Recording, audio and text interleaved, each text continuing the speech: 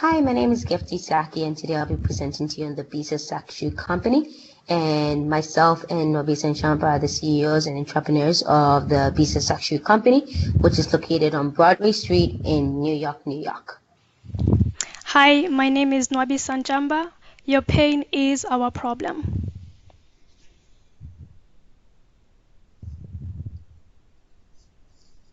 The structure of this presentation is going to be in such that we're going to go over the business overview, what the product is, and also the feasibility of just even able to implement this product, and just give you guys an idea of what the market opportunity is, and also let you know what businesses are out there that are competing with us.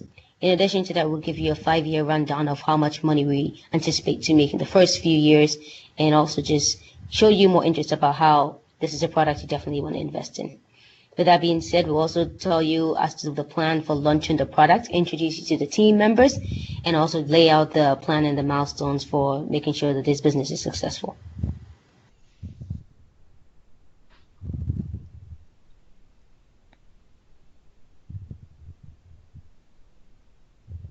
To begin, this design came about because there was we did some research and we was able to find out that 44 million people are affected by a bone disease called osteoporosis. Now, this picture down below, you can see what a normal bone tissue looks like and what one that is affected by osteoporosis also looks like. With that being said, you see that there are more holes in the one that has osteoporosis, and as such, it makes it more brittle and more subject to falls and more prone to various illnesses and also just even pain for the patients. Next to it is a picture of a patient also suffering from rheumatoid arthritis and what pains they will also be experiencing due to the inflammation that is going to be experienced between the joints. With that being said, Bisa-Sack Company is a company in which we're going to be designing and developing, as well as manufacturing proper shoes that will be able to help alleviate the pain that will be felt in one's bone and joints just by walking and degeneration of the bone tissues. This is going to be done with the help of FlexiForce sensors and as well as rechargeable batteries and regulators, which will be implemented and embedded in the shoes. And based on the sensors and the feedback from the sensor signals, we're going to be able to adjust air pressure and determine what various surfaces should the air pressure underneath the foot be in order to make sure that the patient is not experiencing pain walking and not exerting too much pressure on any of the bones that they have in their body. So, our product is a pressure regulating shoe. And our goal is to develop shoes that are acceptable in both formal and informal settings. So the technology that we'll be using for our shoes is a flexi sensor that measures pressure in the sole of the shoe and send data into the control system. The control system will then analyze the data and decide if the pressure is within the allowable range. And if it's not, it will send a signal to the pressure regulator. And the pressure regulator will regulate the pressure of the shoe accordingly. The benefits of our product is that it maintains a constant pressure on the shoe and on your foot, and the shoe is comfortable, it's attractive to the customer, and we provide both formal and sport shoes. Now, if we look at the product feasibility of our product, the technology we are using, as mentioned, is a FlexiForce sensors, rechargeable batteries, pressure regulators, and this technology is feasible because there is no further research that is needed and is in a state where we can cost effectively build the product. The technology is readily available from different suppliers such as TechScan and ST Microtechnologies. Our team is made up of different experts. We have engineers, we have software designers, software developers, we have shoe designers.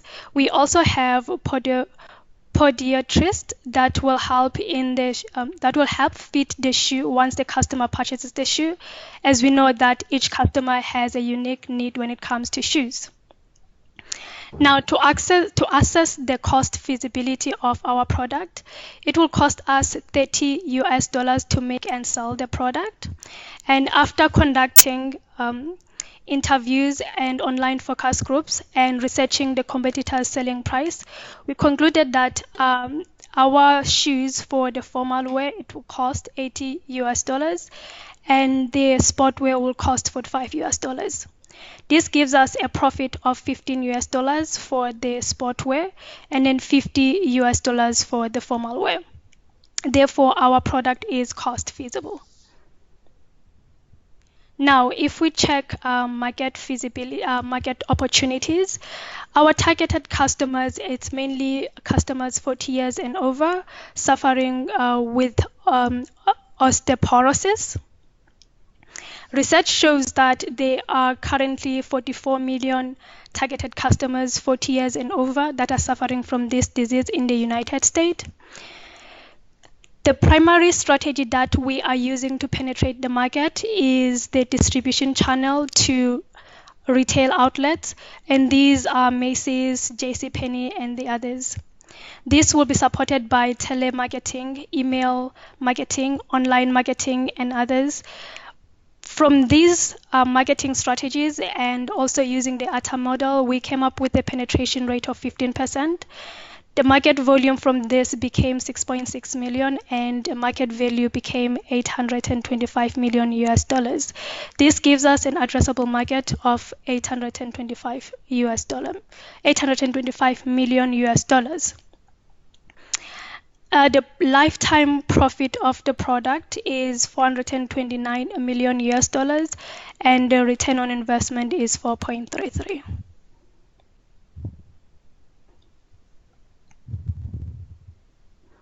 I'll be covering the competitive analysis section for the business. So, as mentioned before, most of our suppliers will be outsourced. And with that being said, the suppliers have a huge impact on the company's margin, being that they're able to increase costs on the products as and when they choose to. With that being said, the goal is to be able to set up agreements with them and have a long-term contract whereby they can supply us specific products at a agreed upon price. That way it's not just subject to any inflation or anything on their end.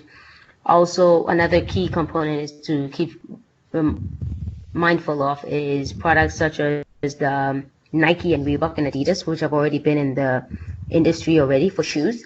And it's a huge competitor because these companies have a wide range of styles to pick from and have also been in the business much longer than we have. With that being said, if such a company was trying to implement some of the strategies that we do anticipate that the potential entrants will be pretty high. The industry rivalries are, as mentioned before, the Nike and Reeboks, which are a much larger collection of shoe styles than we are. And also they usually end up having shoes that are capable of attracting a younger generation, as opposed to in our case when we are going to be having a market that is geared towards 40 years old and older. With that being said, Bisa-Sack company would like to implement procedures in which after about 2 to 3 years, we'd like to also make products that would be geared towards the younger generation. With that being said, we would like to possibly implement shoes that would be towards the prevention of bone diseases such as osteoporosis and arthritis. And that way, younger generations can purchase these shoes beforehand, before they grow up, whereby they are not experiencing osteoporosis before finding our shoes handy. With substitute products, there's a very limited amount, hence we have it at a medium rate. Since through research, we find that not many companies have been able to design these shoes whereby they're controlling the air pressure based on various surfaces. As mentioned before, ours will be implemented on various surfaces because we don't know where our customers are walking, but we want to adhere to the general public. And we want to be able to, if the customer is walking on a hardwood floor, that should also be fine. If it's carpeted, that should also be fine. And so we want to make sure that we can reach the needs of all our customers.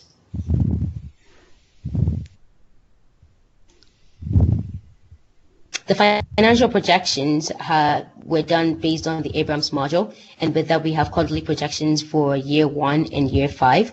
With year 1, it was a little bit higher than 1 million, and with an increase in year 5's about 38.6 million.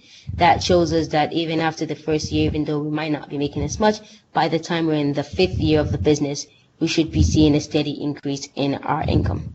The return of investment starts out pretty high on year 1 being at 107%, with year 5 being around 43%, which is going to be roughly the amount of energy Bisa-Sack is putting in to make these shoes. We'll be making roughly 43% of that back in return.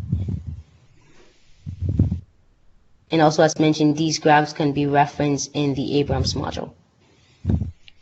Okay, now moving on to the product launch plan. The shoes will be manufactured in 2 of the free trade zone markets, such as China and Vietnam. It will take us a year to set up the facility, and once the shoe manufacturing has started, the shoes will then be distributed to the outlet retailers throughout the United States. So for us to be able to facilitate the growth of the product will be rolled out slowly, and then we'll observe whatever problems that are experienced by our initial product. We'll then review our processes and products and then do adjustments accordingly.